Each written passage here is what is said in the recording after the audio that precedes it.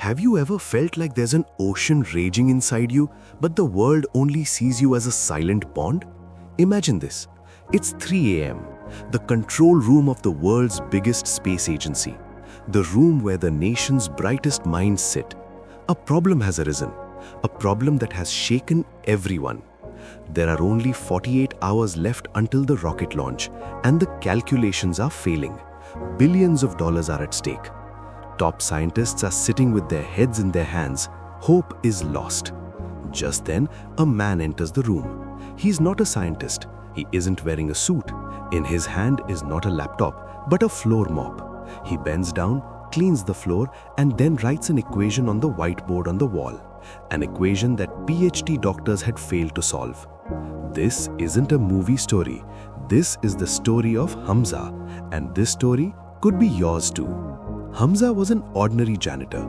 His duty was at the Astrodynamics Center. His job was simple: shine the floors before the scientists arrived and wash their coffee cups after they left. People didn't see him. To them, he was as transparent as a glass wall, or perhaps just a piece of furniture. But no one knew that beneath Hamza's soiled clothes lay a mind that understood the language of the stars.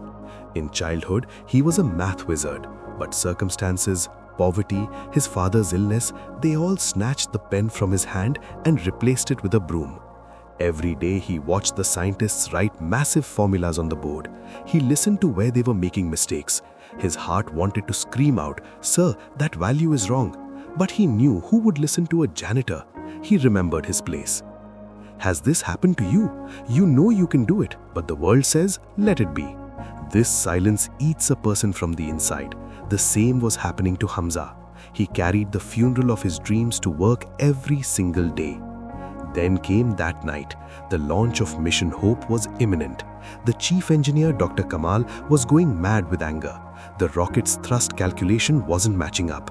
If they launched like this, the rocket would explode midair. The entire room was tense. It turned 2 a.m. Dr. Kamal threw the marker at the board in rage and screamed, "This is impossible. We have failed. Cancel the mission." Everyone left for a coffee break in despair. The room emptied.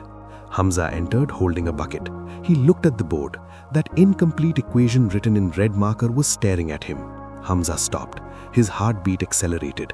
His brain told him, "Hamza, do your job and leave. This isn't your business." But his passion was greater than his fear.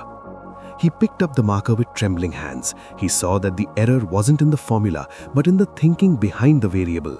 He didn't erase the board. He started writing the solution beneath it. His hand moved automatically. 1 minute, 2 minutes, and he solved the entire problem. He put down the marker, quickly grabbed his things, and ran from there in fear, as if he had committed a theft.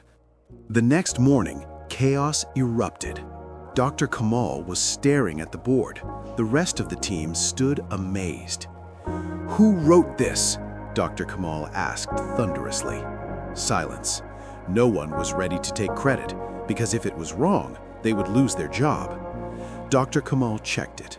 Once, twice, 3 times. He turned and said, this solution is perfect. Whoever did this is a genius. Where is he?" CCTV cameras were checked. No big scientist was seen in the footage. They saw a thin boy in a blue uniform putting aside a broom and writing on the board. Hamza was washing dishes in the canteen when 2 security guards came to get him. The ground slipped from beneath Hamza's feet. He thought he was being called in to be fired. He thought, "Today, my livelihood is gone." He entered Dr. Kamal's office, his head bowed low. "I apologize, sir," Hamza said in a trembling voice. "I was just cleaning. A mistake happened. I won't touch it again." Dr. Kamal got up from his chair. He walked over to Hamza. He didn't get angry.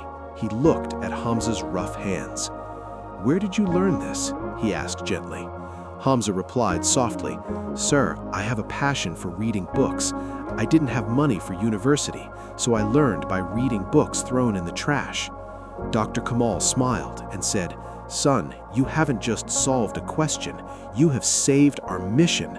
Your hands were not made for washing dishes. They were made for writing history." That day, Hamza took off the cleaning uniform. He was given the seat of a junior data analyst. It wasn't easy. People talked, "This is just that janitor." But Hamza silenced everyone with his work. The person who yesterday walked looking at the floor was now looking at the skies and making decisions. 5 years later, this very Hamza led the country's biggest satellite mission. Conclusion and call to action. What does this story teach us? Hamza's life didn't change when he got the job. His life changed that night when he let go of fear and picked up the marker. Every one of us in some part of our lives is playing the role of a janitor. Maybe you have a business idea, but you're afraid people will laugh. Maybe you're an artist, but you've hidden your brushes because art doesn't pay the bills. You are sitting there letting dust settle on your potential. Remember, your current situation is not your final destination. The world will not value you until you value yourself. If Hamza had gotten scared that night, he would have remained cleaning floors his entire life. What are you waiting for? No one else will come and place the marker in your hand. You have to move forward yourself, snatch your right, and write your success story on the world's board. Dream bigger, break the fear, and unlock your potential, because the stars you are looking for outside are actually hidden inside you.